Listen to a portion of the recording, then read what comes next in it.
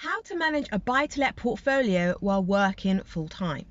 So are you currently a property manager, or have you thought about being a property manager? Well, hopefully some of the information I can give you today will enable you to decide if you want to become a property manager.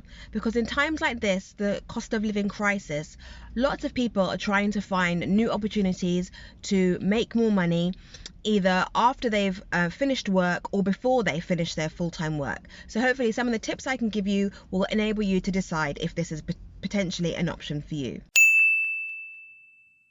Now, the three main things I think that is really important if you want to manage a property portfolio property while working full-time is having systems, automations, and routines. I'm talking specifically to property managers as opposed to landlords who want to manage a portfolio.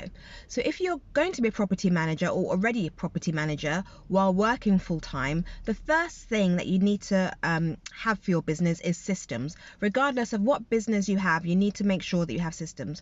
By systems, I mean things that you do in your business, processes. So you need to document absolutely everything. So from the moment you literally go into the business, the emails that you write, the conversations that you have, the software that you use, the people in your team, if you have a team or if you have anybody that's working for you, just everything that you have that takes place in your business, it needs to be documented. And this process of documentation is called SOP, Standard Operating Procedures. Standard Operating Procedures is absolutely fantastic. It's literally fundamental for any business that you have, that anybody has. It's a way of literally writing down, like either in a physical manual, most people don't necessarily use paper nowadays, so like on a Word document, and you save it in an online storage file like Google Drive or OneDrive, and you literally have a folder for absolutely everything. So for property management, you'd have something like let's say marketing a property. So if you're going to market a property, you need to make sure in your systems you write down how to take the pictures, where to save the pictures, what platforms to upload them onto, how to upload them onto the platform, what kind of upload the floor plans, then obviously how you respond to specific tenants, what kind of tenants you're looking for this specific type of property, how you sieve out specific type of tenants that you don't want to have for this specific type of property. Like literally everything that you would have, that you would do, you take it literally out of your brain and you put it onto this standard operating procedure. Because if, for example, you want to have a holiday, or you want to go and do something, you need someone to cover you for like 5 minutes or whatever, or God forbid, you have an accident or something, you want to make sure that your business is still able to run. And if you have this kind of process in your head that at some point you will grow, I mean, if it literally is just you, and obviously you're working on a full-time basis, you want to have a system where you can eventually remove yourself completely from the business, because that will be the best business model, where you can eventually have staff working for you and doing things for you while you're working in your full-time business.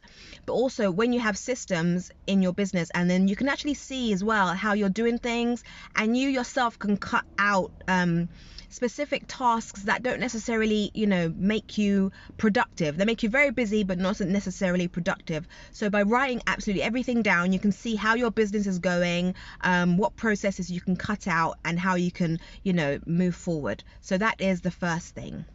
Number 2 is automations. So by automations, I mean, one task, you do one task and then it kicks out something else without you necessarily getting heavily involved in it. So for property management systems, and especially if you're working full time, you need to make sure that, certain processes happen when you're not even necessarily there.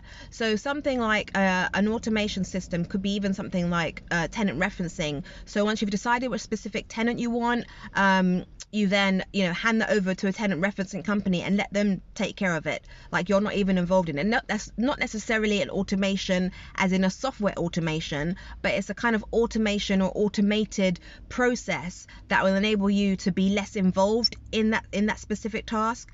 An automation type software could be, for example, like a digital signature.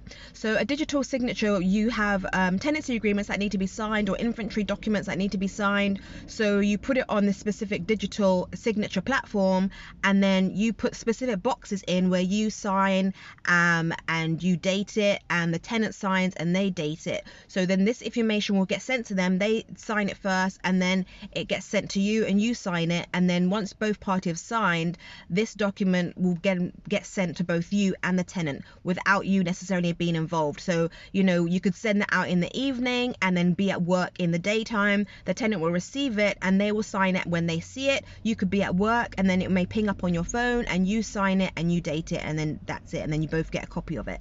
The wonderful thing about automation is obviously you're working in the daytime or even in the evening or nighttime.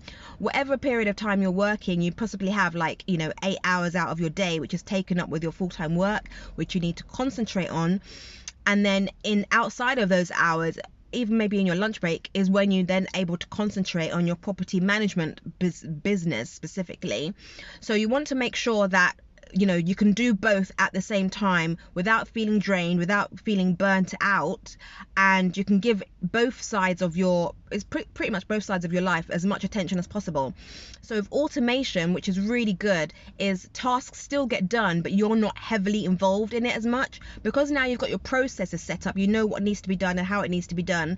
And then by automating things, that then takes a little bit of you outside, out of the business specifically. So these tasks can still get done in a timely fashion, in an efficient manner, and you're not heavily involved as much. You can take yourself out of it, so things can still get done as they need to. So that is number 2, which is automation. Number 3, I would say, is routines and habits.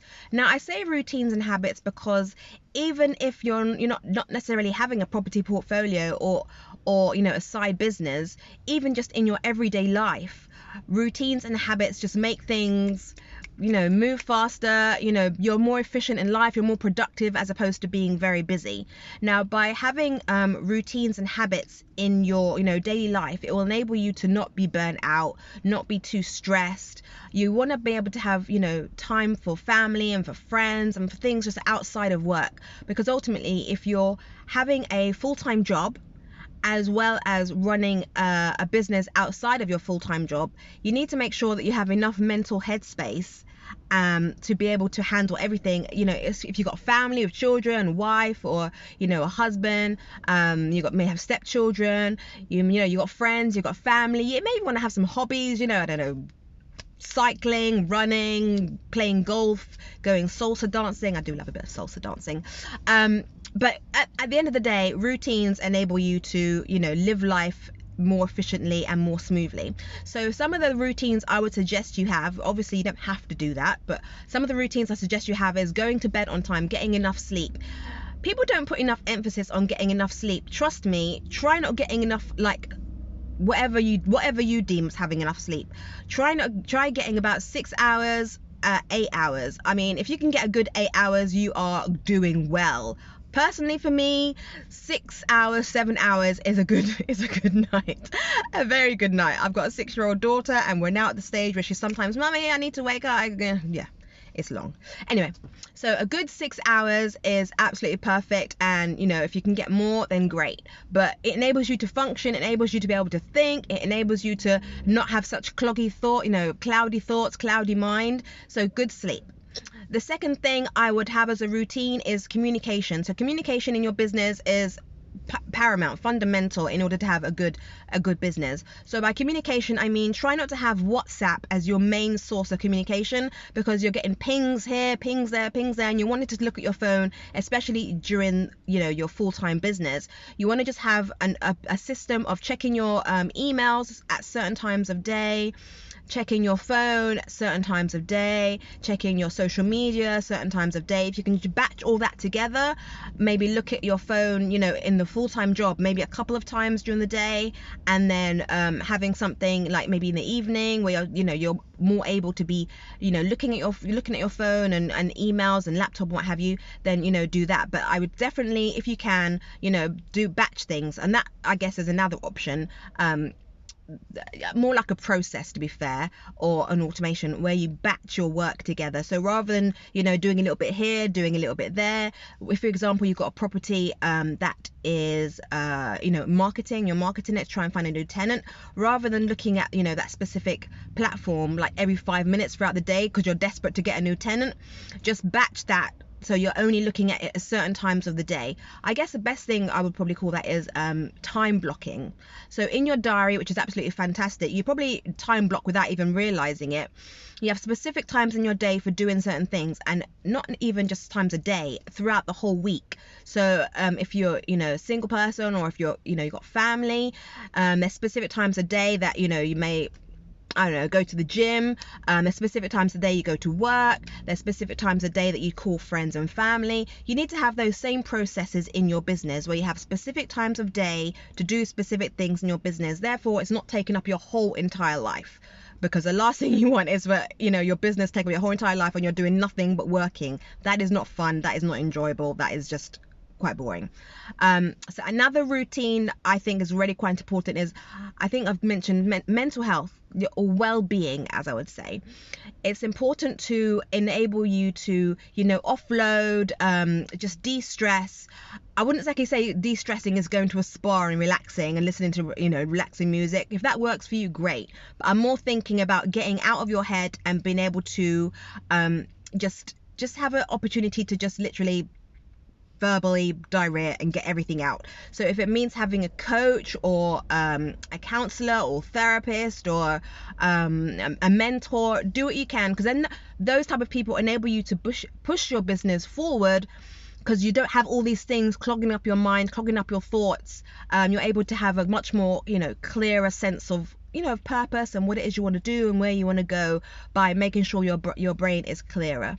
Okay, so those are the 3 things I'm thinking of that will probably help you in your full-time job, as well as helping you in your property management business: systems and automations and processes. In case you're wondering how I know so much about property management, I probably didn't introduce myself before, but I am Tanya. I'm a property virtual assistant. I've been a virtual assistant since about 2012, and I've been working with an array of various different types of property professionals in the property industry. So we're concentrating on property management, specifically me assisting property managers, because that is a wonderful profession. I really enjoy working with those type of people. So I just thought I'd see if there's anything I could do in terms of offering some tips and hints to be able to help those in the property management profession. I also have an ARLA qualification, so that enabled me to know about all the different types of laws, and I have, you know, legal information that I'm able to access as and when is needed, in case, you know, my clients need to, you know, get specific definitions or get specific answers. I am able to consult my legal team in ARLA association, so it's always very handy to have. I attend so many. Sorry, I'm in the car. Something came on my window. I'm always attending network meetings and, you know, speaking to lots of people involved in the property industry. So if you are involved in the property industry also and want to find out any more information about how to, you know, make your business thrive while working in a full-time job, then please send me a message and I will do as much as I can to help you. Thank you so much for watching this video, and I hope you have a lovely day. Bye.